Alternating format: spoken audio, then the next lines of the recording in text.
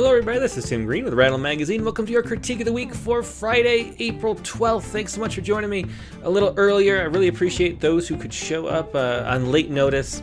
We had a meeting scheduled for the morning, had to be moved to the afternoon.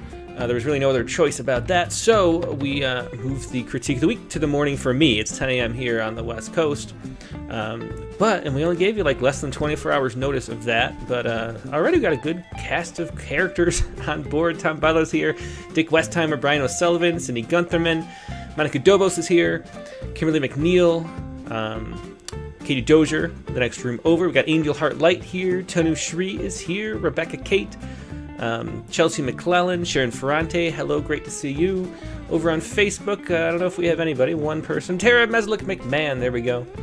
Over on Twitter, or X, who knows, sort of the running joke. I just have no idea what goes on over there on Twitter. There's no way to, anyway. But this is another Critique of the Week. The purpose, as always, is to give that workshop experience that's just so valuable.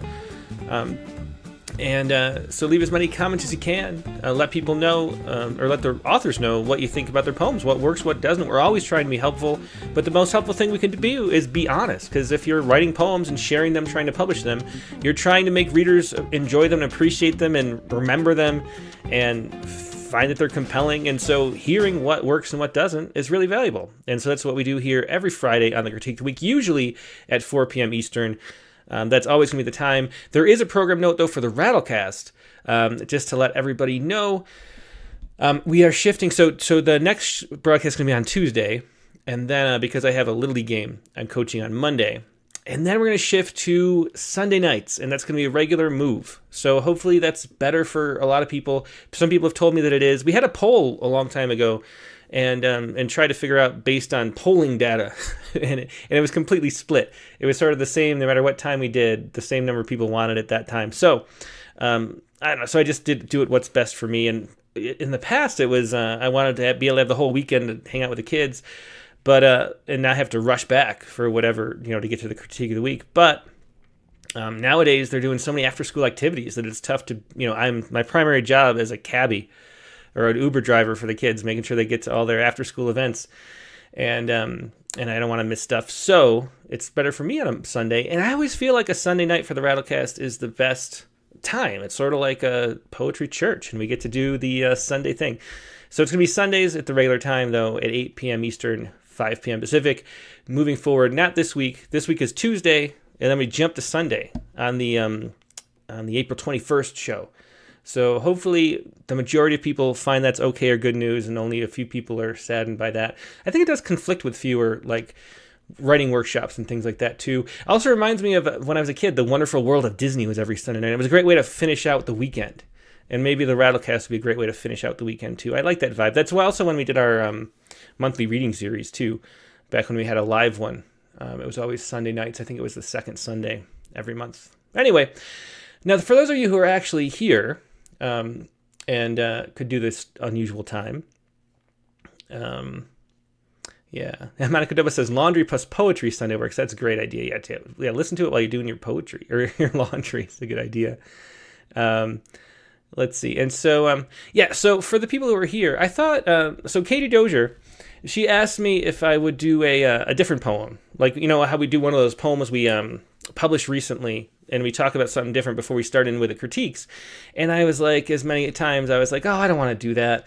And I said no. But then I thought, she's right. It's a good idea. It's enjoyable, and it's fun to do. And so I looked back just the last couple of poems we published, and I thought we would talk a little bit about George Bilger's voice. We talked about that on the Rattlecast on Tuesday, about how George has this sort of personality he's developed over the years. And that's what a voice really is, a personality. It's a personality that feels authentic. So then you can feel more connected. It feels real, like you're talking to a real person.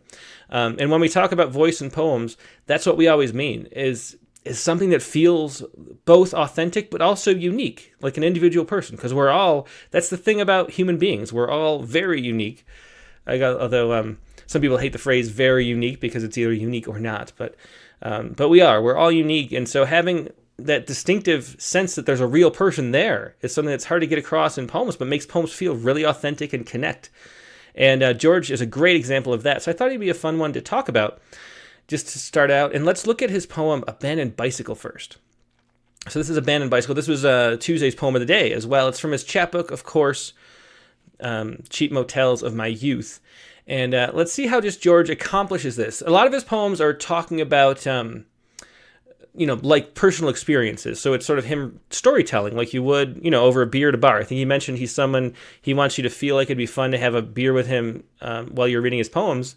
And that's what he does very often, is sort of that sort of storytelling of this is happening. He's usually the foil of his own poems. But this is a little different, so you can see how the voice even works in this, though. Because this is Abandoned Bicycle, it's just about an abandoned bicycle. There's no real George entering, and yet we still have the voice. So I thought we would go to talk about voice. So here we go, Abandoned Bicycle. I think I'll read it, because even though George read it wonderfully, you can hear how the voice is still George's voice even when someone else reads it. Okay, so I'll read it, then we'll talk a little bit about how he achieves that effect. So here's George Bulgare once again with Abandoned Bicycle. A bicycle, a nice one, has been locked to the lamppost all summer and fall. Tires gone flat, the congregation of leaves worshipping the wheels. And on the brake levers, the tiny bolts that held the seat exactly where someone wanted it to be, rust is constructing its sprawling embassies. Maybe a drunk drifted over yellow lines, a clot formed in the thigh and moved north. Or somebody just got sick and tired. Anyway, the bike is waiting, its metals gleam urgently. Soon the scavengers will come. The pedals, unable to live without each other, will vanish into a fresh new marriage. The seat will disappear into a seat-shaped abyss. One night, someone will help himself to a wheel, not quite a bicycle, but a start. And the bike, like an abandoned person, will become a clock calibrated to measure the precise duration of loneliness. So that is a wonderful poem by George Bulgare from Cheap Motels of My Youth. And here's a trick that George does right away, is this casual aside. And not every voice that you're going to be using is casual like George's is, but by doing something that signifies how the voice is operating, like where we are. We talk about that who, what, why, where, when, how, that type of how are you positioned. What is your relationship to the speaker is something that is really valuable to get out front. And so what George does, even though this isn't a personal anecdote that he's telling, in Abandoned Bicycle, he starts out with a bicycle, a nice one, this aside. A bicycle, a nice one. He doesn't say a nice bicycle. If he said a nice bicycle, you wouldn't have that sense that someone was telling you the story about a bicycle, And so you have, even though he's not telling a personal anecdote, you get that sense of, being close to somebody who's just telling you a story. So there's that sort of, it's a disarming type of move to say a bicycle, a nice one. So that's a real key right in the first line. A bicycle, a nice one, has been locked to the lamppost all summer and fall. So it's just basic. After that, the voice is just, that establishes the voice a little bit, and then it's just a basic sort of set it up. So you have the bicycle here that's been abandoned, locked to the lamppost all summer and fall, but someone's telling you the story. And then you have this more description, tires gone flat. So there's a basic, still very simple, straightforward description, not even a full sentence, just a sentence fragment, which is something else that someone in a storytelling mode would do. If you listen to people as they actually talk, they don't speak in full sentences. They speak in very short sentences very often. Adding on details like that as the images pop up into their mind as they're sort of reminiscing and thinking about what they're going to tell you. So we have the tires gone flat as a sentence fragment right there, which adds to the nice one, it adds to the storytelling effect. And then, because we don't want to just have boring poems that just do that, we also want to have leaps of interesting ways of describing things really vividly. After the tires gone flat, he shifts to this, a congregation of leaves worshiping the wheels, which is a elaborate kind of flourishing type description after the tires gone flat. So simple. So we have a lot of variety within the poem too. And that sort of keeps you in this space where sort of anything could happen. On the episode, you mentioned George we talked about how poem to poem or within poems, he wants you to sort of be on your toes because you don't know what's going to happen. You don't know if it's going to go to humor, you don't know if it's going to heart, you don't know if you're going to laugh, you don't know if you're going to cry. And that's how George has it set up. And the same thing happens within the voice. So he sets up this voice where anything is possible by having this sort of blunt sentence fragment description and then this poetic flourish of a description too. So he's someone who's very casual, but also has the capacity for making these kind of flourishes. And so we're already feeling by 6 lines in, really at home in this voice. He's sort of established who the voice is. Even if you didn't know George Bulgare, it's a George Bulgare poem because that's how he writes. And the brake levers and the tiny bolts that held the seat exactly where someone wanted it to be. Rust is constructing its sprawling embassies. And so you're going to get that beautiful sprawling embassies, and we're just describing, again, the bike. So we get this further continuation of the description. So we're entering more and more into it, seeing more and more detail, getting more and more locked into the magic space that's being created of the poem. And then he sort of goes back to a more simple storytelling mode, imagining why the bike was left there. Just some conjecture. Maybe a drunk crafted or drifted over yellow lines. Like another sentence fragment, not a full sentence. A clot formed in the thigh and moved north. Or somebody just got sick and tired. And then with a full stops here, it's another way to break up and keep that casual voice going while also having these cool flourishes like constructing its sprawling embassies of rust. Anyway, so again, another side, exactly the same as a nice one. We reestablished that. So we went to a flourish, we reestablished the casual nature of the voice. Anyway, the bike is waiting, its metals gleam urgently. Soon the scavengers will come. The petals, unable to live without each other, will vanish into a fresh new marriage. And another great flourish, and really getting vivid here with the descriptions and the imagination too. The seat will disappear into a seat-shaped abyss. One night, someone will help himself to a wheel. Not quite a bicycle, but a start. And so we go back to the simple again. We had this another flourish, the new marriage, the seat-shaped abyss, but then we pull it back again. So he's always like casting it out and then pulling it back. So you maintain that line between their sort of deep poetic voice without losing the sense of the colloquial conversation too. Anyway, and the bike, like an abandoned person, will become a clock, calibrated to measure the precise duration of loneliness. And then he gets to here, which is really the conclusion of the poem, the kind of punchline. It's one of those poems that there's a setup, and then there's the thing that the subconscious was telling you wanted to talk about the whole time, which was loneliness and how the bike represents that. The whole thing becomes a metaphor. The abandoned bicycle becomes a metaphor for loneliness itself. But we wouldn't have allowed that poetic flourish of would become a clock calibrated to measure the precise duration of loneliness. We wouldn't have sort of accepted that as authentic if we hadn't already established those flourishes above, like the constructing sprawling embassies. And we wouldn't have felt as casual about it, as so connected and sort of carefree and inviting. It wouldn't have felt as inviting if we were doing that the whole time. So George is walking this line, and that's what voice really is walking that line to establish something unique.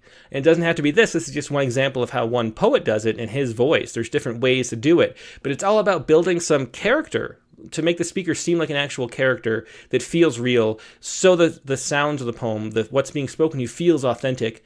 And then you can connect more because you sort of let your guard down because you think you're hearing the truth from a real person. We're sort of coded to do that. So that's what we talk about when poets talk about voice. And there's a quick summary of that poem. Morgan Phoenix says, love how petals sounds like petals, like with a T, petals, almost, and emphasizes the idea of marriage, wedding. Yeah, exactly. And there's a whole lot of that going on, too. Cindy Gutterman says, great ending. Let's see.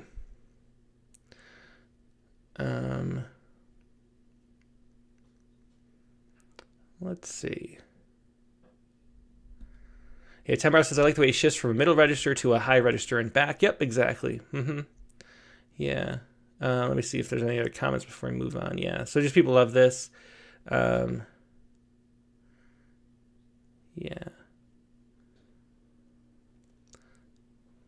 Katie Doder says, Cheaton? Who's Cheaton? Did I miss something? Oh. Cheaton Sharma says you don't need to follow rules when writing a poem. Just go your own way. No, not really. There's ways that human beings process language and storytelling because we've been coded that way through 200,000 years of evolution. Our brains have ways of constructing the world out of language and out of image, and those things work. They're tools that you can use. You don't have to use all the tools every time, but it's like saying you don't have to use tools to build a house. You can use your bare hands. Well, my house is going to be crap if I don't use tools to build it. We have tools to make the things that we construct better. Poems are constructions. Poetry comes from poesy. It's the act of creation. It's creating something. It's creating a mental object. And you need to use tools to create a mental object if it's going to be sound, it's going to last. People didn't build the pyramids without tools. If they did, it wouldn't still be here. And the same thing happens with poems. So that's that. Let's see. But now that we're going to move on to... So that was George Bilguer, great poet, of course. If you didn't watch that episode, really wonderful episode with him. He was also on James Crew's podcast, which I can't remember the name of it off the top of my head, but he mentioned that yesterday. So if you want more George Bilguer, check that out. I'm sure you can find it at jamescrews.com or net, whatever his website is. Anyway, we're going to take a look at some the oldest poems in the queue, as we like to try to catch up. So I'm looking at poems that are from July. These are the oldest. Alyssa Lavoie is the poet. And she has some questions, too, for us. She says, how can I create a captivating title? Is there something that my poems are missing, or maybe even have too much of, that publishers find unattractive? And how can I increase my chances of becoming published? Okay, so this is, once again, Alyssa Lavoie from Massachusetts. And this is her poem that she sent. And if you'd like to submit poems to have your poems discussed on the Critique of the Week, all you have to do is go to rattlecast.com/critique, and then you'll see a submission link. We don't just pull random poems out of submissions. Some people see these driving by and fear that we're just taking random poems that are submissions. No, these are poems that have been submitted for critique specifically. And if you would like to send a poem, we'll get to everything. Even if it's a quick look, we'll show everything, talk about everything. So go to rattle.com/critique. You'll find the submission link and you can submit your poems there. And if I see you contact or interacting on the chat and participating in the Critique Week regularly, I'll see your name and move you way up to the top, and we won't have to wait. If you're somebody that I don't recognize your name as someone who participates, then we'll do it now, and it might be like 6 or 7 months, but we'll get to you eventually. Anyway, once again, this is Alyssa Lavoie, and the poem is A Harsh Truth. So let's take a look. And she has some general questions, which I mentioned. So here we go. It's A Harsh Truth. Let me clean this up a little bit. Okay, let me there we go, get a little, that's better. Okay, A Harsh Truth. Why is it my dreams for my life are also a source of anxiety? Isn't that just how it is? Our subliminal desires cause conscious pain? But who are we to allow the rejection of our own goals simply because they are too bold? Well, you see, you suffer because you cannot guarantee that your gamble will pay off. You are always looking for an easy way out because it is easy to doubt that you are equipped to handle conflict. So that is a harsh truth. And I mean, the first thing that that jumps out is the show don't tell. We talked about rules as tools. There's a difference. They're not rules, they're tools. But if you're not using the tools, you're not going to build a great poem. And so one of the central rules of writing is show don't tell. And that's because if we tell, that is not memorable. It's not sticky in the brain. It doesn't make you feel, or it doesn't make you remember. If you're just told something, you have to experience is so much more powerful of a way to share anything, a lesson, a memory, a story, anything like that. To be able to actually experience it, it goes into your memory. Whereas if you're just told something, it's the kind of thing, it's so hard to remember people's names. A lot of people have real trouble with that. I do too. And that's because there's nothing to attach it to. So somebody can say, hi, my name's Carol, and then 2 seconds later, I don't remember what Carol said, what her name was, because there was nothing there. It was just words. It was sounds.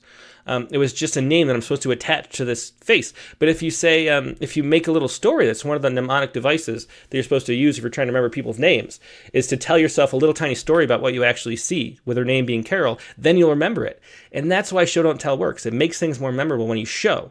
And so here, the poem is telling us all the stuff. Why is it my dreams for my life are also a source of anxiety?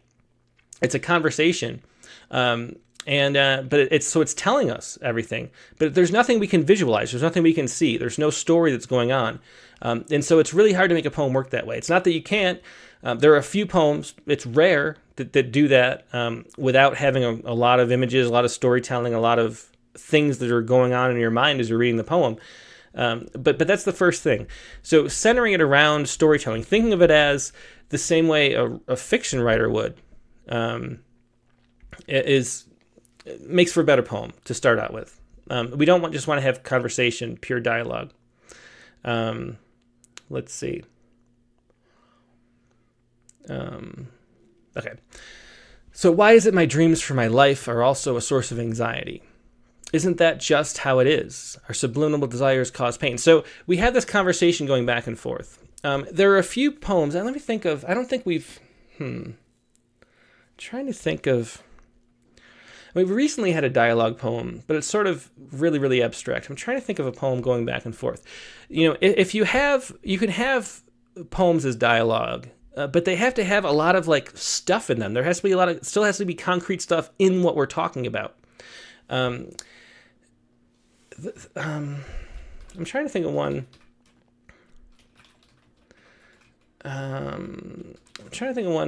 Alan Shapiro has a whole bunch of these. And we didn't publish one in Rattle, though. They're in a book that's like somewhere in this house. Trying to think of someone else as an example. Well, I used this as an example last week, maybe, when I talked about the Michael Mark poem with the First Thanksgiving Exactly, I think it was called. So go look up Michael Mark's The First Thanksgiving Exactly for that. For that example. The other one, Brendan Constantine. Let's see. We had this one recently. Why I Am Because You Are. And it's a little abstract, but you can kind of get the idea here. It's this question and answer thing, but the questions are all interesting and have concrete images. They still have a lot of substance to them. And so if you're going to have a dialogue back and forth, you still want stuff like this. Why do birds love blackberries? Because I never make a decision at night. Why does the color green make me happy? Because fire can be kept on a shelf and forgotten. So these are all strange, but see, you can imagine, you see the fire kept on a shelf and forgotten. So there's still images, this magical space of your imagination is being created in this poem. Whereas if we go back to In Our World, it's just this dialogue, and the dialogue doesn't have those kind of details. So that's the main thing, is to really get images, concrete, specific things that make us get lost in the story. And that's how poems almost always function. Not always, but almost always. But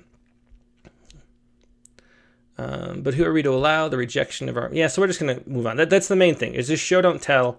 And that's the one thing. So read poems in Rattle, read poems elsewhere, and notice how images are being used, how stories are being told in the same way they would be in a novel. Even though it's condensed and we're focusing more on the sounds of the language, there's still all that storytelling action. So read some contemporary poems or older poems and think about that, and that's my main advice for this one. Okay, let's move on to another submission. And this one is... Let's see, this is David Breedenbach from Virginia. And he doesn't have any questions specifically. It's called Notes for Jackie While Camping. So here we go. We'll see. And we'll, for the last poet, Alyssa, we'll see if this poem has some more concrete images so you can see what we mean and help establish a story. But we'll see what's going on here. This is, it was just pasted in, so hopefully the formatting is all correct. Notes for Jackie While Camping. Pocahontas State Park, Chesterfield, Virginia. So right away, we have a lot more detail. We know that these are notes for someone named Jackie. We know the camping is going on. We know where we are. So it's very, very well-placed poem. We had that who, what, why, where, and when, and how of the journalism. You want to get some of those out of the way so we're not lost wondering within the poem where we are or who's talking. It does that just with the title and that little subtitle there. Now let's go into the poem. Now that our kids are grown, gone from our home, we relegate ourselves, to our other children, four-legged and furry. They keep us attentive, but in ways unlike those offspring from your womb. Their neediness, inability to even get a glass of water, now we nurture them instead, and clean behind them their poop in folds of plastic bags. At the grocery store, I have no notice, really, when they ask that defining question, plastic, I blurt before the bagger can issue the second half of the question. But you always choose paper for reasons beyond my ken. Paper's less malleable, less contorting, not fitting my gross right hand a shitting mitten as I lurch from the gravity of 3 dog leashes lashed round my left wrist. Truth, it's not much different from the infinity of diapers, poop-laden and rancid as can be. Has it really been that long? One at 22 starting to fill out like a man, the other days away from 19 and learning, hopefully, man things, but not the wrong ones, as he works the summer in Corolla with Big Brother. We miss them, and the 3-hour one-way trip to North 12 is not one we take on short notice. So we are left with our four-legged children, whom we walk, feed, burp, scold, and pick up after, and sometimes we don't really miss the boys. I think this might be a second poem. Yeah, I think this is the second poem. That was the end. And that poem was Notes for Jackie While Camping. So this one's interesting. It feels a little bit all over the place in a way. So we like having poems where they leap, where there's surprising things. And a great example of that is the Heiban form, where you have leaps between the title, the prose or whatever else section, and then the haiku, all sort of about different things angling in different directions. It's nice to have leaps in poems where we're moving between different topics. Another example of the ways to do it are that braided form of poem where he's weaving multiple stories in by David Kirby. Where you're taking like three narratives and sort of weaving them together. It's nice to have that sense in poems, and they can work. But here, there's a little bit too... I don't know. They're not compelling. They go on a little too long, and I'm not sure how they connect. It feels like it's multiple poems in here. And so, we have the kids are grown from home, and it doesn't seem like it really relates as much. This seems like this tangent seems like a separate poem. That could be its own poem, but I'm not sure how it fits. And maybe with some kind of way, the tangent of the going to the store and getting the poop bags for the dogs, it feels like that could fit with the other topic of the boys growing up and not missing them. But it's not really tied close enough together where it makes sense, and it's not enough of a leap where once you jump to it, you're like, oh yeah, that does fit. It's a little bit sort of too much of a tangent. And then how that relates to the camping is a tangent too. I'm not sure, how that adds to the story of what's going on with the boys and how we're feeling about them being grown up. Even though camping may be something, are we camping alone? In what, reflecting on getting away, maybe that's part of it, but it doesn't really seem all connected in a way that sort of sparks more interest. So carving this poem down, I think maybe making two poems out of it, maybe finding a different metaphor for the kids leaving home, and that being a separate poem. And then the grocery store plastic is sort of its own interesting poem, but a little, so it could be its own poem that way. And so I felt like, as I was reading, I was thinking about this, the leap between here, like this poem really starting here, but then we did swing back to the boys later. So that's what I'm thinking. I'm thinking this really feels like two poems. Let me see what everyone's saying before I say a little more. Yeah, so Jimmy Papa says, what happened to camping? Tom Barlow says the narrator says he values his dogs, but what he says after makes them sound like a burden. And I guess that's maybe what I'm getting at. Like, there's no sense of what the point was for sharing this, really. Morgan Phoenix has a little too much focus on poop. I think the comparison is clear without so many words. Monica, yes, let's see. Monica Nova says, was hoping Jackie would come into the poem somehow. Katie says that The Fates by David Kirby is the best braid ever, and that's one of her favorite. What's the other one that was in Best American Poetry from Rattle? It was More Than This. That's another great one to look up, too, for braids. Angel Heart Light says fewer words may help get the story. Yeah, I'm just not sure how the story connects into something that I want to take away from it. If it feels... We talked about the voice with George Bilger's poem, and it doesn't feel like it's a personal... One of the things you can do for voice, which I've mentioned many times in the show, is that you can think about talking the poem to somebody, and that really helps you have that personal feel where it's an actual authentic person talking to an authentic person, makes sort of a voice emerge by itself. And when you title it Notes for Jackie While Camping, it feels like it's going to be addressed to Jackie in a way that has that intimacy to it, but it really doesn't. And so I, too, was hoping Jackie would come in once it started to feel that way, and it didn't. So maybe another thing you might want to do is get more specific into talking to Jackie, if these are notes to Jackie. How does Jackie apply? And maybe that can add to the personal feel and the meaning and importance of the poem. So that's another good suggestion we could do, too. But as Cindy Guntherman says, the grocery store power is unneeded. And, yeah.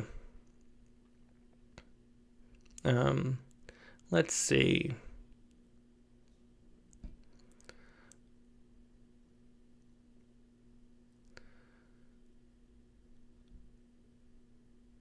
Yeah. Okay. Well, I think we'll read the next poem. We're trying to move quickly through as many as we can today.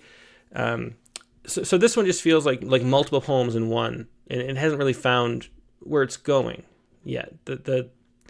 There's no like, what we're really doing when we're writing poems is we're trying to get to some subconscious truth and reveal that to some understanding that we sort of know but haven't really articulated to ourselves yet.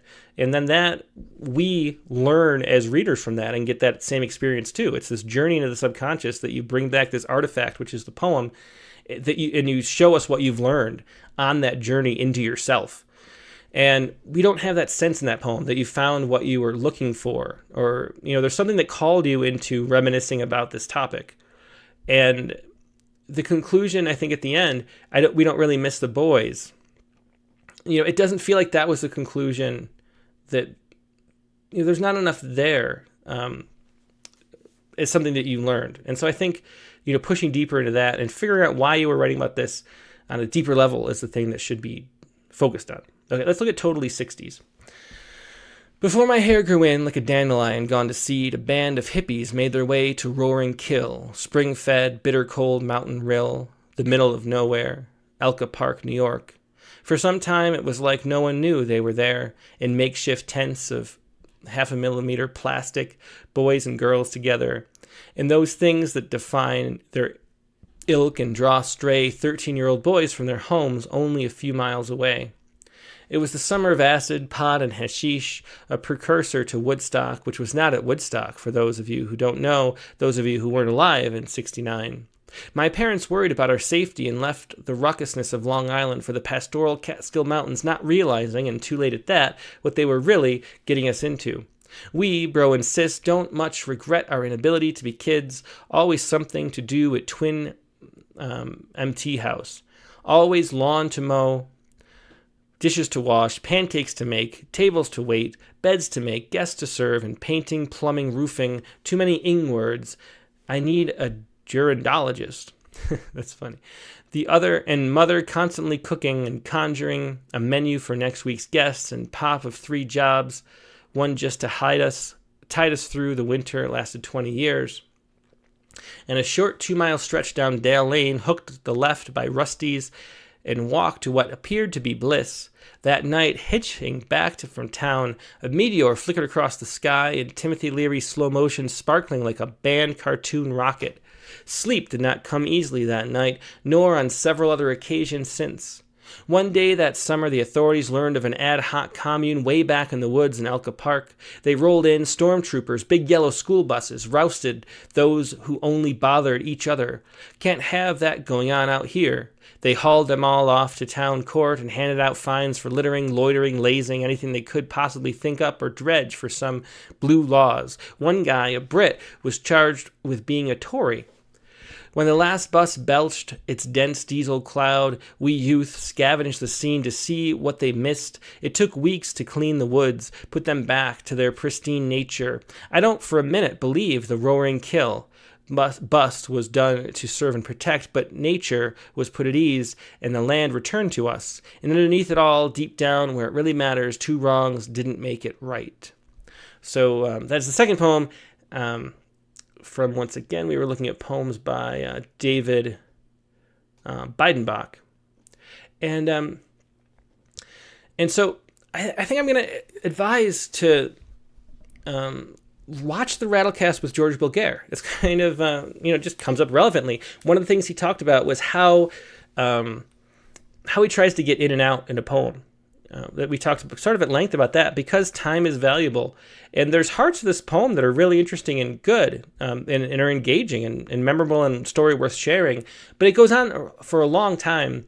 If George Bulgare were writing this poem, and I think that's what you should sort of think of, what would George Bulgare do? Because it's a very George Bulgare type poem. Laboring and going on about a lot of the stuff isn't something, the poem could be about probably like this long, maybe, maybe 4 stanzas, and the whole story could be told. And then instead it's twice as long as it should be. So there's a lot to be cut.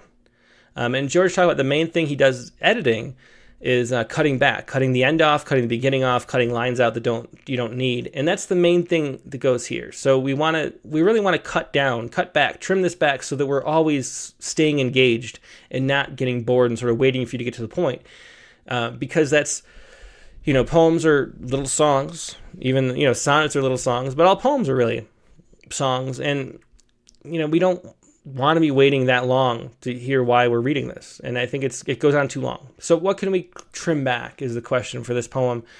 Before my hair grew in like a dandelion gone to seed, a band of hippies made their way to Roaring Kill. Spring-fed, bitter cold mountain rill in the middle of nowhere, Elko, New York. I think it's a great introduction.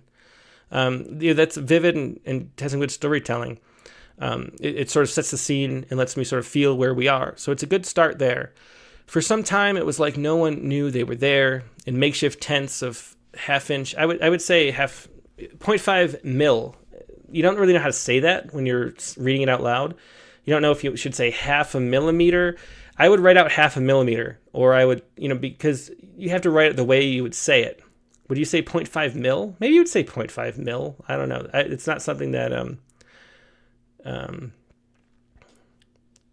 would I don't know. So anyway. 0.5 mil plastic, boys and girls together, and those things that define their ilk. So this is where we get the voice. You can even hear the voice changes, where we get to say define their ilk. That's where it starts to get really wordy. Yeah. Jimmy Papa says needs more fun. It's a good way to put it there. Yeah. So anyway, so here, and those things that define their ilk. That's a long, clunky phrase. And those things that define their ilk. It's sort of a bit of a cliche. It's sort of a colloquialism that we would say, and it spans this whole line. One of the things about poems is you want real content that's pushing the poem forward in every line, and this doesn't add anything, and yet it takes up basically 2 lines of the poem. And so that's the kind of thing, that kind of chatty thing. When George Bilgier says an anyway or a nice one like that, it's a little short thing. It's as quick as he can to stay colloquial. It's not having whole lines. Be devoted to that. Gene Howard says too, who cares if it's 0.5 mil? Yeah. Katie Dodger said, I believe we would say mil in England that casually. Well, the poems are set in New York. Yeah. I think what we want for the mil, my point that I wanted to make, which I didn't do very well, so sorry, is that words in poems should be written out the way you want people to read them. So there's no question how to read. Even if you're just reading to yourself, you're still sub-vocalizing. You're still actually, it's interesting, when you read yourself, the signals, the electrical signals from your brain are still going to your mouth, and they're just disinhibited, so you don't actually move your mouth. And that's what you do when you read to yourself. So you're still trying to form the way the words sound, even when you're silently reading to yourself. For most people, people vary, but for most people, that's how it works. And so, so having to figure out how to say something really takes you out of the poem and makes it confusing, And so even if, whether or not half a millimeter, the depth of the plastic is important, saying too thin plastic, as Angel Heart Light says, is a better way to go. But the point I wanted to make is, if you're going to say, do it the way that a speaker would actually say it. Don't do it the way it would be in an article or an essay or something, because we don't have that. We're in a different reading mode where we're hearing the voice, and we want to hear the voice as the voice would say it. So unless you would say 0.5 mil, and I don't really hear people saying that, but maybe. Morgan Feeney also said, and that was part of the thing that was confusing too. So Morgan Feeney says should be mm if he means millimeters, and that is the symbol for millimeters. So I was a little confused, wondering if that was like a weight quantity of the plastic. And all of that's irrelevant, but the point is, you wanted to say the plastic was thin, I think, and it'd be best to say too thin probably. But if you want to say half a millimeter, spell it out so we don't have to wonder how to pronounce it to ourselves. But anyway, let's see. It was a summer of acid, pot, and hashish, and just as Jimmy said right here, instead of summer acid, why not some fun examples? And that's the thing. Jimmy said it was missing fun, like examples, like what was happening when they were on acid. Even if you're imagining it, if you go back to the abandoned bicycle, which is our sort of touchstone for today, George Bilgier, soon scavengers will come. He just starts imagining this, the pedals, what's happening to the pedals, He's imagining what happens in the future. He's imagining here, maybe a drunk drifted over yellow lines. You don't have to know who left the abandoned bicycle. You could imagine who might have left the abandoned bicycle, and it's just as vivid and fun. And so, yeah. So you can do that and include that. Okay, wrong one. This one. So going back to the poem. So including examples, even if you're imagining them, it makes the poem more vivid and more fun, more interesting. And then we get this other aside, which is a long aside. That Woodstock was not really in Woodstock. The whole reason we were there, and we could really condense this part.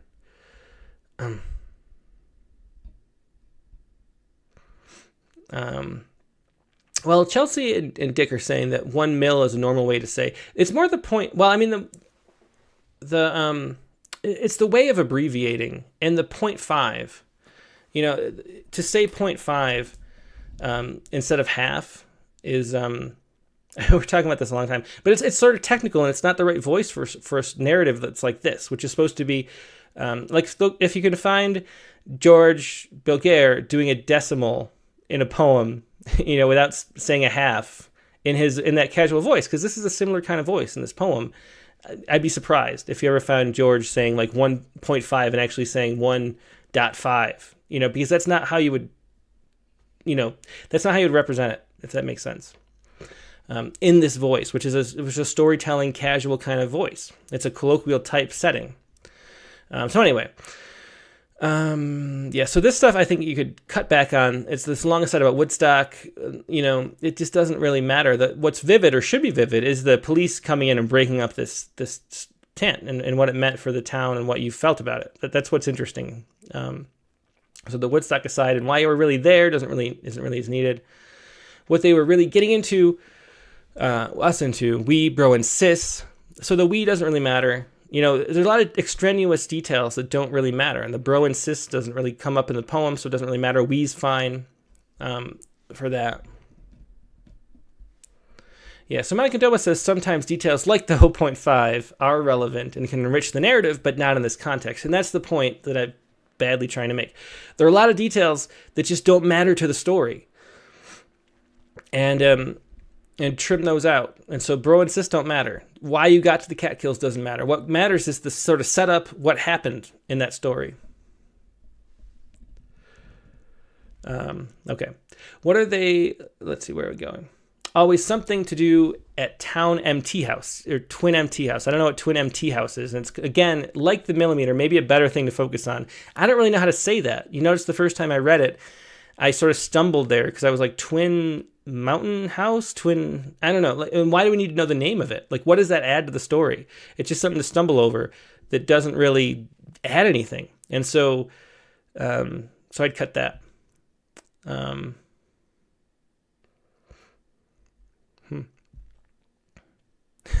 So we have a lot of, if anybody wants to know more about plastic, we've got a lot of plastic discussions. Apparently, for those wondering, just watching, don't have the chat, 2 millimeters, like the thinnest Dick Westheimer's ever seen, and very thin. So even a quarter of that would be even smaller. So Jimmy says lessons in plasticology. Anyway, always lawn to mow, dishes to wash. So I'm assuming Twin MT House is like the house in the Catskills, but it was confusing. And then there was always stuff to do there. I mean, I don't know. There's a lot of stuff. The gerundologist, that was a funny line. And again, maybe this can be its own poem about how much stuff you're doing there. Maybe there's a series of poems about this. But what does that have to do with the rest of it? Yeah. Yeah, Jimmy Papa says something to do was not interesting. The list was so common. Yeah. So again, this is something, just an aside that we don't need. There's all this stuff we don't need. So set the scene a little bit. Like, say what the cabin was like and how we wanted to get away or whatever. And then 2 miles stretch down the Dale Lane. And I guess it's fine. I mean, sometimes if you want to have detail, it's hard to explain the balance. But sometimes having specific details that don't matter add flavor to the poem too, which gets confusing to explain. But you have to have a sense of like what the reader's actually interested in, what is creating this whole scene that feels authentic, and what's not adding to that. So Hook the Left by Rusty's. So if you're doing this kind of thing the whole time and the poem didn't have these long asides, having details like that it's called Dale Lane and it's Rusty's, we don't trip over those. There's not a lot of confusion, but they add sort of a flavor of an actual memory and authentic. I think that works. So it's important to see the difference, if that makes sense. Let's see. The night, hitching back from town, a meteor flickered across the sky in Timothy Leary slow motion. See, this is nice. That we can really see this meteor flickering across the sky. The Timothy Leary slow motion, calls back to the woods in a nice way, but we can also feel the psychedelic nature of that. That was fun. Sparking like a bad cartoon rocket, that works good too. So that's a very vivid description. Yeah, Morgan Freeman says MT Mountain, and that's what I said. That's what I thought. I don't know. It's a little confusing. But anyway, sleep did not come easily that night, nor on several other occasions since. One day that summer, the authorities learned of an ad hoc commune. And so, again, the ad hoc commune becomes interesting. And then the poem finishes out pretty well until I think it goes too long. So we hear about the commune, the bust, the feelings around it. I think that works pretty well. It's a matter of, we come back, though. I'm trying to get there. When the last butch belts its dense diesel cloud, it's very nice. We youth scavenge the scene to see what they missed, so that's really good too. And then really a vivid description of what was there would be great. That could be like the whole poem. Like the poem could be, we're in this cabin, there's this bus we went to see, and then we get to sort of piece together what it was like based on what we found, the artifacts that were like left laying around after this bus. That would be really cool. But instead the poem kind of wraps up there.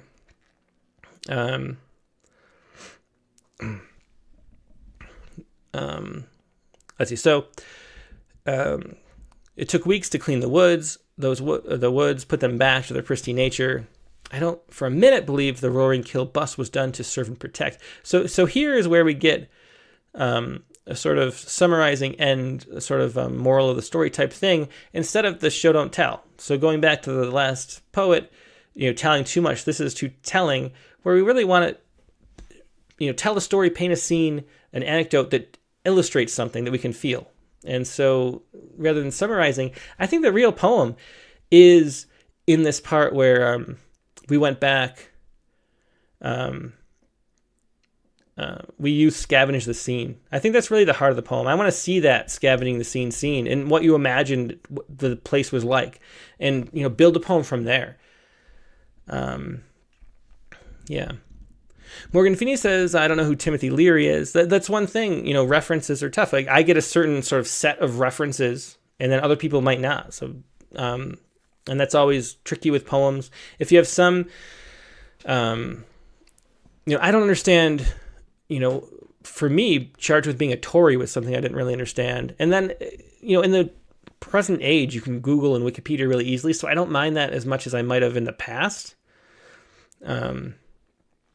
But you can look up Timothy Leary, so I don't mind that too much. I don't know, but Timothy Leary is the guy who worked for the CIA making acid and told everybody to drop out of school, basically. But that was totally 60s, so that was where all the acid we're talking about came from. But anyway, look that up on Wikipedia. Let's move on to the next poem. That was a bit long poem, so we talked about it. Yeah, you could say psychologist. That may be a better description, Monica, for Timothy Leary. Anyway, let's move on to another poem. So thanks for sharing that. What's in the poet was David Breedenbach. So good details, good, interesting stories there. It's just a matter of finding the details that are actually interesting and cutting out the rest. Okay. Next up, let's go to, did I mark this? Yeah, okay. Next up, we have Susan Palmer from Ontario, Canada. This is Dead Promise. And the general question is, you promised me warmth, security, eternal. The winds of time, endless, swallowing the promise up at all. I don't know. So this is one of those things, when you get submissions, you get stuff like this, you have no idea what you're even looking at. So there's that. So the title that Suzanne put in here was, you can see right here, Dead Promise. In the question, she put this: you promised me warmth, security, eternal, the winds of time, endless, enduring, forever persistent, swallow the promise all up. Is that the poem? I don't understand how this is being filled out.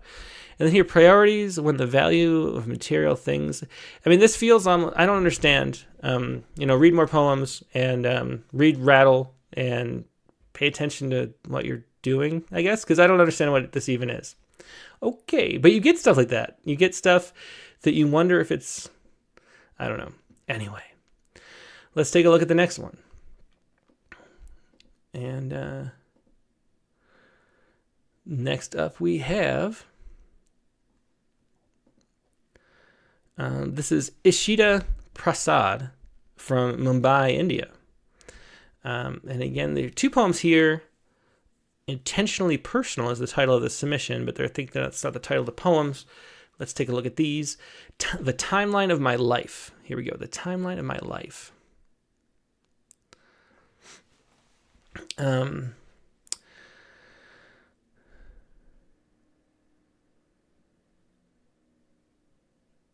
Yeah. So Dick Westheimer, just about that. So Dick says the Timothy Leary references canon for some of us, but dates us. Well, us as boomers. Yeah. Hey, I'm Generation X, man. Then again, poems call for condensed language. We have to be able to use some cultural reference. Yeah, it just depends. I mean, it depends what you want to do, what your target audience is, how much you want people to have to look up, if they might not know, how easy you make that. So there's a whole bunch of things about it. Yeah. Caitlin Buxman says, I've actually been getting a lot of, she says, looks like spam submission. I've actually been getting a lot of these lately for Red Sweater Press. Yeah, one of the things that I was just talking about with Katie earlier this morning is that we might have to actually, I've always been so against submission fees, and we're going to be against them as long as we possibly can. But spam, especially in the age of AI, might end up being the death of free submissions completely. Because in the same way, Elon Musk is trying to use a subscription for X to get rid of the spam, because you have to actually pay for an account to have any traction. In the same way, if it's, you could, especially with like cover art, we were looking at some cover art that was just made by AI, and you type in a couple terms into one of those generators, and you just steal some art basically, because it's a plagiarism engine, and then you submit it over and over again. It takes 2 seconds, and we pay $200 for anybody that we publish basically. And so having a way to slow that down and make sure people don't do that, it might end up having to be, and so spam, I don't know, maybe somebody's working on a program, because Caitlin says I've actually been getting a lot of that for Red Sweater Press that she runs, of just spam submissions. And I don't know, especially as it can be automated, like you could probably make an app that just sort of makes stuff up and submits it to magazines over and over and over again, and just spams them, hoping to, Mike Goodova says a fee would not prevent poets who use AI to still submit. That's kind of true, but it would slow it down, and I don't know. I don't want to do it, and it's not to that point yet, but I could really easily see. Because if you can take, 2 seconds and make a spam poem, and if we had to wade through 5,000 submissions a day instead of 500, it would be impossible as a nonprofit to function. And so, with AI, how easily you can fake stuff, if we had to wade through so much of that, it would just make running a magazine impossible, like we do, which is based totally on unsolicited submissions. And I think I don't know, it's something I have to think about, and it's not the first time I have, but I was thinking about it because we got a really nice cover art for the Young Poets Anthology coming up that I liked a lot. Then I realized that it was totally just AI, and sadly we couldn't use it. And then I have to check every artist to make sure they're real artists now, and that's already going to be challenging. Anyway. Yeah. Angel Heartlight says I would pay, and I don't want to do that. That's the thing. I don't know. It's a complicated thing. Not really a critique of the week topic, but it is interesting. You see these things that seem like spam, and then a lot of times you think that, and it turns out not to be. There's a lot of people in the world, and they're all a lot of different people too. Okay. The Timeline of My Life, and this is again, Ishita Prasad. The Timeline of My Life. On the timeline of my life lie muted dots of memories, of shade beneath the banyan tree, of quiet breeze that blows, of the lonely swing in the lonesome park, of swallows that will not sing, of silent seas that kiss the sands daily to and fro, of silent seas that love the sand but will not tell it so.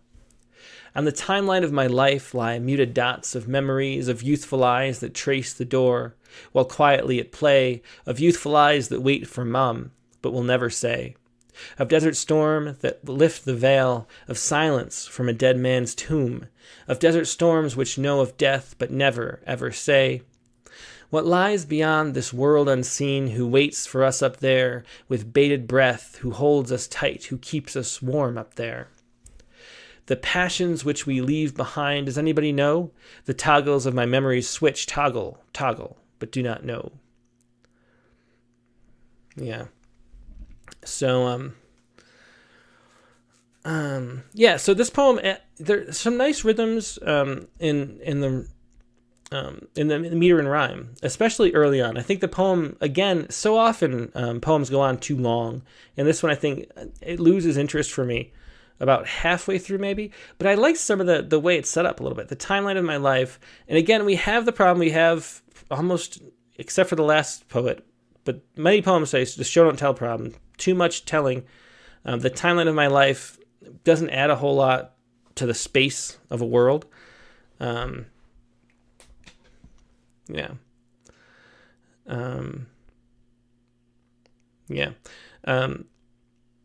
So and then it repeats. So we don't get a whole lot out of it. Both the title gives us nothing. It's sort of a vague abstraction. And then we repeat it too. So we get the first two. The intro is really sort of empty of anything we can attach ourselves and think about. Then we go, lie muted dots of memory. So I think I'd cut that. Maybe you could have a different title that leads into the second stanza where the poem kind of takes off. Of shade beneath the banyan tree, of quiet breezes that blow, of the quiet breeze that blows, of the lonely swing in the lonesome park, of swallows that will not sing. So there was a nice, the repetition of lonely and lonesome, there's a nice way that repeats, but it's also modified that feels nice. And the rhyme, I think it's a nice little setup there.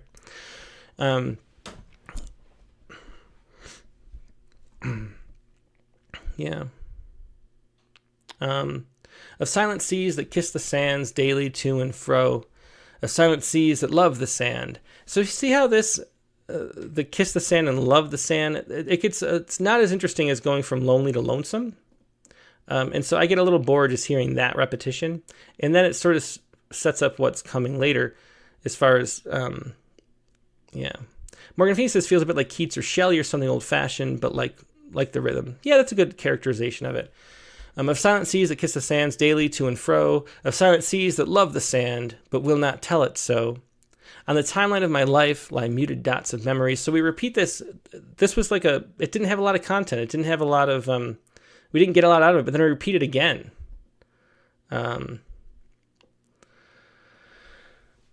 Let's see. Peter Damon asks, how do you get your submission critiques? Go back to the very beginning. I talked about it at the beginning of the episode, but yeah, you just submit them. Yeah. Jimmy Papa says, no need to repeat timeline of my life. It's cliche. And that the problem with cliche is it doesn't add anything of value to our brains. And so we avoid cliche, but then we definitely avoid repetition of cliche. We only want repetition if it adds something. And so repeating something that didn't add anything adds less. And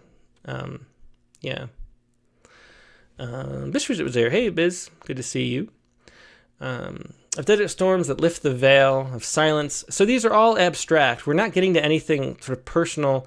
If you want to look at, something, Keats or Shelley, as somebody mentioned, or Frost or something like that, we have this sort of type of poem making, but there still moves into personal and it gets specific in certain places. This stays very vague the whole time. And I think we need to move into something more specific that we can really connect with, because you need specificity to connect with anything. Okay, let's go. We have another poem. Let's see if it's the same type of thing. In the middle of the rainbow. In my dreams, I've often been to this land no one's seen. Inside the myriad colors so true, I stood in joy and colorful hue. Crisscross, embers of light, water and light. Oh, what a sight. This is the place where happiness lay. This is the place I wanted to stay. In my dreams, I've often been to this land no one's seen, gathering light from nearby beams, ephemeral beauty seen only in dreams. Today I'm here in happiness bound, hoping never ever to be found by those who know a lesser state or settle for a lower fate. So here again, we have these abstractions and the generalized feeling. In my dreams, I've often been to this land no one's seen. It's a land no one's seen, and we still haven't seen it. Like, you got to show us what the dream is. It said the myriad colors so true. What are those colors? I stood in joy, a colorful hue. What color was it? Crisscross, embers of light, water and light. So I'm like imagining like ripples of light and water is like the most image I get. I don't get to see any of this or what's going on.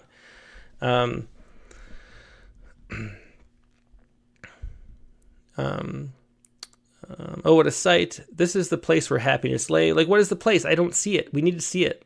In my dreams, I've often been to this land no one's seen, and we still haven't. So I'm hammering this point home, but you have to paint a picture. You have to show us what we're looking at. In my dreams, I've often been to this land no one's seen, gathering light from nearby beams, ephemeral beauty seen only in dreams. So we're just repeating this vagueness. Today I'm here in happiness bound, hoping never ever to be found by those who know a lesser state or settle for a lower fate. So we go through the whole poem without leaving that sort of general nature, that vagueness, where we don't actually get to see, in the middle of a rainbow, the title is the closest thing to actually seeing what you're talking about. So we need more of that. And then the other thing is, as people are saying, somebody's talking about, let's see.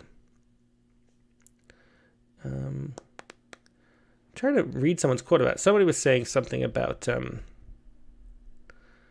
was Cindy Guntherman. It says forced rhyme. And what we mean by forced rhyme is that we're sort of fitting the thing to make the rhymes happen. And, so adding, crisscross, embers of light, water and light. Oh, what a sight. The only reason we said, oh, what a sight, is so it would rhyme with light. And it's very transparent. It makes the poet writing at the desk stand out. You want to have, when you have rhyming poems, you want to have it feel like it's not intentional, like it's an accident, that the rhyme just happened to come up. And that's the way that it sort of locks you in deeper into the story instead of takes you out of the story. And so not having rhymes like that. And one of the ways are enjambment, having the syntax move across the line so it becomes more internal. Brian O'Sullivan says, would these rhymes work better if hidden as internal rhymes? And in a way they would. The problem is it's metered too, or mostly metered. It's a little off in places, but it's mostly metered. So the rhymes come where you expect them based on the meter. So even if they were hidden, they'd still stand out as forced, even if they were like sort of buried with different line breaks. But as Morgan Feeney, and then says need more specifics again. Jimmy Papa says more specifics is the theme of the day, and yes, it is. It's just specificity is the way to make something memorable. Like that thing I was saying, trying to remember people's names. If you don't have anything to attach a name to, it doesn't stick in your memory. If you don't have anything to attach a feeling to, it doesn't stick in our memory. The poem is meaningless to us. And so having, actually tell it, like, let us feel like you're a real person. The speaker of the poem is an actual person telling us an actual story about something they actually experienced. All that actual is what authenticity is, and what that we say when we say a poet has a voice. A voice is having the actual. It's the sense of the actual. And having the sense of the actual means like telling us actual details. I mean, that's one of the ways that we get to it. That's why we always talk about specificity. That's why we talk about show, don't tell, is because you need those details in order to connect, in order to make it feel real, in order to make it something that we want to listen to. And so details, like show us what the dream is like, not just in these vague statements about like, it's so colorful, in the light is dancing and there's happiness. Like those are descriptors. That's telling. Those are like adjectives. We want whole scenes to build. Jimmy Papa says specific is harder to do. Vague is a lot easier. That's the challenge of good writing. One of them, and the other thing too, is you see a lot of poets starting out who think that if I'm general, if I'm vague, then it's more relatable. it's a really common thing for people who haven't read a whole lot of poetry or really thought about it while reading, maybe as a writer. Is you think, well, if I don't talk about my dream in particular, then everybody who's had a dream will be able to relate to this poem because it'll be like their dream too, because I'm so general and not specific that everybody can relate to it. And that's just not how it actually works. Because what you're doing is you're sending us like a personality to inhabit, to act out, like we're the actors of a poem. And so we want to feel like the actual person in the poem.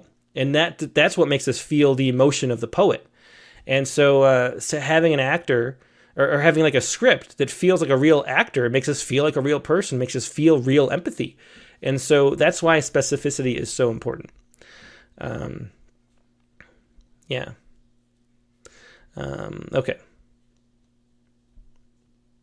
Anyway, I think we're going to wrap it up there. We got to run to a meeting, like I said. But that is your critique of the week. Hope it was helpful to the poets we talked to, and that little look into George Bilguer was important or useful as well. So thanks everybody who was here at the earlier time. This is not regular. This was just a last minute shift that we had to do. And so it'll be regular back at 4 p.m. Eastern time for the next critique of the week. And like I said, this week's guest on the Rattlecast, well, I didn't really say it yet. I think I said it at the time. But this week's guest on the Rattlecast is going to be Kim Stafford. He returns. It's 2 back-to-back returning poets. I'm going to try to only have 1 returning poet a month, I think is a rule from now on. But I kind of forgot about that or hadn't established that when I scheduled this. But Kim Stafford is a wonderful poet. He's so interesting. He's in the ways that he promotes poetry and shares poetry. He's been publishing a poem a day on Instagram for the last 5 years, and all these poems were published straight to social media before the book, which does not devalue the book at all. It's a really important concept. He also published this poem as an audiobook with these really great introductions to the poems too, and musical interludes between them that really fit and are nice. And their poems, very similar in sort of aim is James Cruz from about a month ago too, who's trying to find ways to connect and heal and uplift and have a sense of spirituality within the world so commercialized and industrialized as we are. And that's sort of his focus on this book, As the Sky Begins to Change, that just came out from Red Hen Press. But it's also a lot of fun stuff to talk about because he really tries to push the boundaries of finding new audiences too. So really fun talking to him. He also was the great, one of my favorite little lessons in poetry or tools to use was his 3 titles model. Last time he talked about how for a poem he makes a simple title, a long title, and then a weird title, and then he picks his favorite, and that's how he does titles. So a really fun poet. He's a lot to learn from Kim Stafford. And writes a poem every day, just like his father did. That is Rattlecast number 241. Tuesday, though. Not Monday, but Tuesday, April 16th. We might never have another Monday show. It's going to be Tuesday, this April 16th, and then Sunday, the 21st. And we're going to be from Sunday from there on out. So that is the Rattlecast 241. Hope to see you there. Hope you have a great weekend in the meantime, and I will talk to you later. Goodbye.